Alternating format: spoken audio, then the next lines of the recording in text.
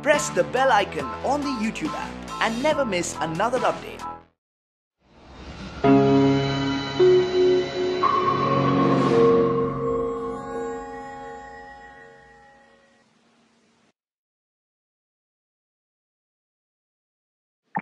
Friends, it's that time of the year when we are all concerned about our tax outgoes.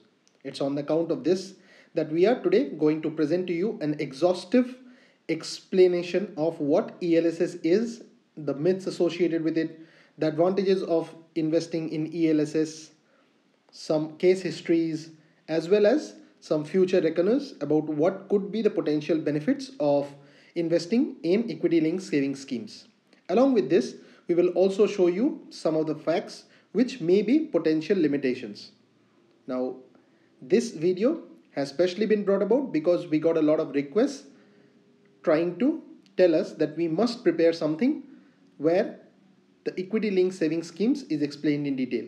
So I hope this video is beneficial to all of the people who are watching it. And I would also request you that if you do find this video beneficial, please do spread the word by liking, sharing, commenting and subscribing to this channel. Now, this would help us reach more people going forward. Please watch this video to know more about. So first, let's begin with a small definition of what ELSS stands for. So ELSS is nothing but an abbreviation for Equity Linked Savings Scheme. Now, what is an ELSS? It is nothing but a diversified equity mutual fund which has a lock-in period of 3 years from the date of investment. Now, this applies to both the SIP mode of investments as well as the normal purchases. Now, ELSS is qualified for tax exemption under Section 80C of the Income Tax Act. Now, this allows you to get the benefit of both capital appreciation as well as helps in your tax planning and helps you avail whatever are the tax benefits under this particular section of the Income Tax Act. So there are a lot of myths regarding what ELSS is and what are the potential features of ELSS. So let us debunk some of those myths. So the first myth that we would be presenting to you is the fact that you can go ahead and withdraw money from ELSS at any point in time. Now, the actual fact is you cannot withdraw money at any time after you go ahead and invest in an ELSS. The second myth is that somehow after your investment you would be guaranteed returns of any sort. So the fact actually is that ELSS does not offer any guaranteed returns. The third myth is that you need to pay tax on the dividend and profits which accrue to you out of your ELSS investments. So this again is a myth, and the fact is that you do not need to pay any tax on the dividend or the profits which accrue. Now, the final one is you require a demat account to go ahead and invest in ELSS. Now, the fact here again is you do not require a demat account to go ahead and invest in ELSS. Now, the important point next which we need to know is how do you go ahead and start investing in ELSS. Now, for investing in ELSS or any other financial instrument, the first step for you to do would be to go ahead and do your due diligence and decide on the ELSS mutual fund which you want to go ahead and invest in. Now, there are myriad number of funds and schemes to choose from. You must choose one which you think is best aligned to your interests. Now, you also need to decide on whether you have to invest in growth fund where investors get a lump sum on the expiry of 3 years in growth schemes, or the dividend scheme where investors get a regular dividend income. Now, this happens whenever the fund declares dividends, even during the lock-in period. From our perspective, we think that the growth option for long-term value creation is the one which you should go for. Now, the next point is you also need to decide on whether to invest in a direct plan where you buy directly from the mutual fund company, usually from their own website, or a regular plan where you buy through an advisor, broker or distributor or an intermediary.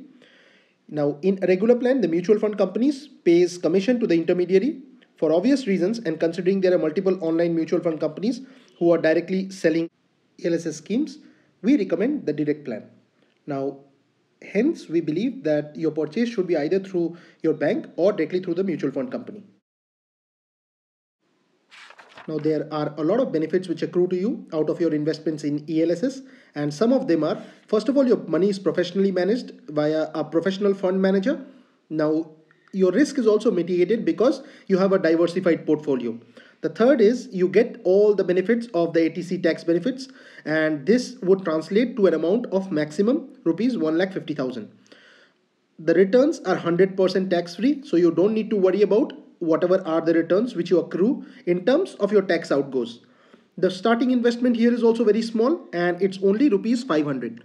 Now the customer satisfaction here is also high, and among the comparable schemes this has the lowest lock-in period of 3 years.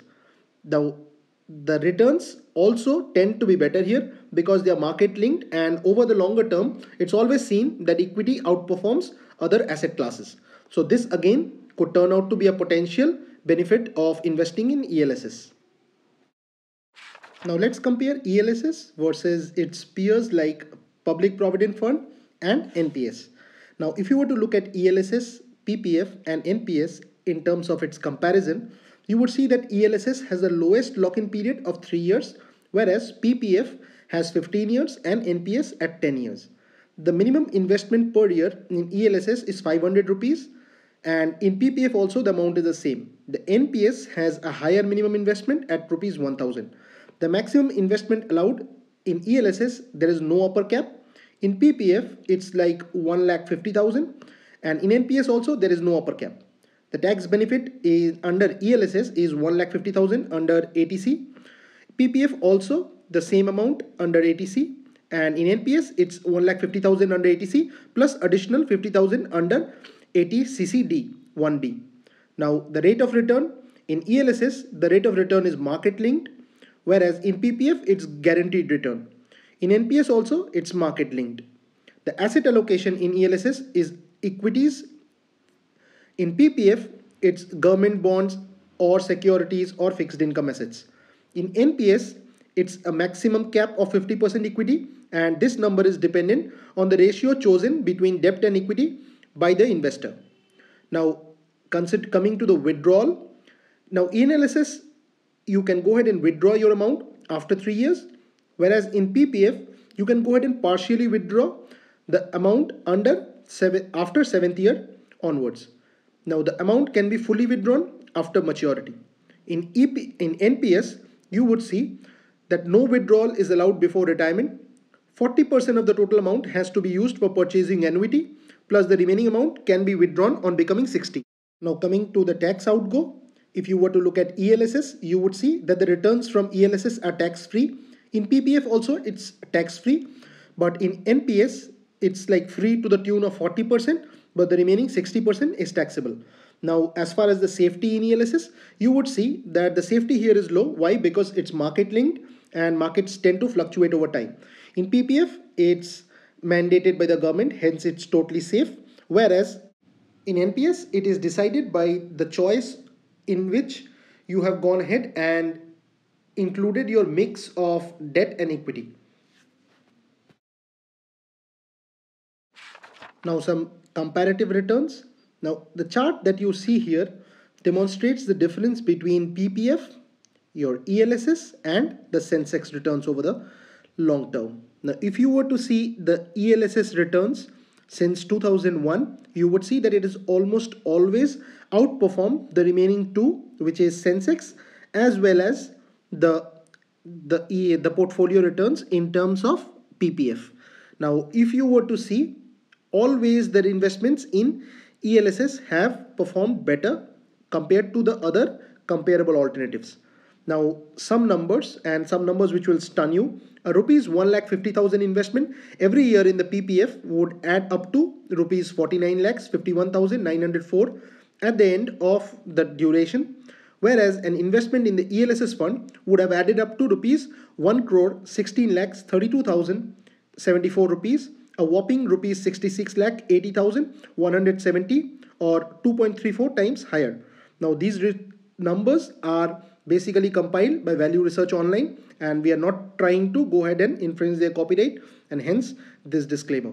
So friends, as you see, in the longer term, ELSS has beaten the other comparable schemes hands down. Now there could be a lot of comparisons, a lot of statements against that, saying that some is more secure and some is less secure, but again it's totally based on your own risk profile, and you should go ahead and choose the product which best works for you. Friends, don't treat this as any sort of solicitation on our part for you to invest in these schemes. Do your own research, and this is all what we wanted to show you. Thanks for watching, and we will see you soon with another video.